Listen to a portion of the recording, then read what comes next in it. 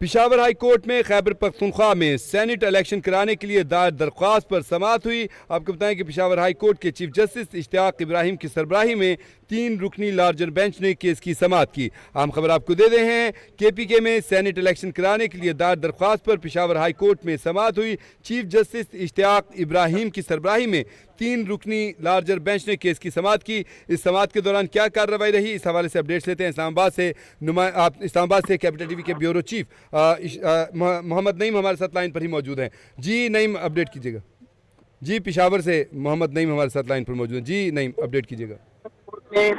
खैबर पख्तूनख्वा में सेनेट इंतखाबात के लिए दायर दरख्वास्त है, उस पर समाअत हुई।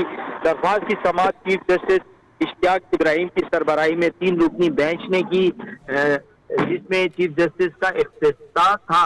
ये बताएं कि आप कब सेनेट के इलेक्शन करवा रहे हैं। ये इख्तिसार उन्होंने इलेक्शन कमीशन ऑफ पाकिस्तान के वकील से किया, जिस पर वकील ने कहा कि मखसूस नशिस्तों की वजह से अभी तक इलेक्शन नहीं करा सके। चीफ जस्टिस ने मुखातिब होकर कहा कि मखसूस नशिस्तों के हवाले से सुप्रीम कोर्ट का तफसीली फैसला आ चुका है। चीफ जस्टिस ने यह भी कहा कि आप इलेक्शन कमीशन से तहरीरी तौर पर लेकर आए, क्यों इलेक्शन नहीं करवा रहे।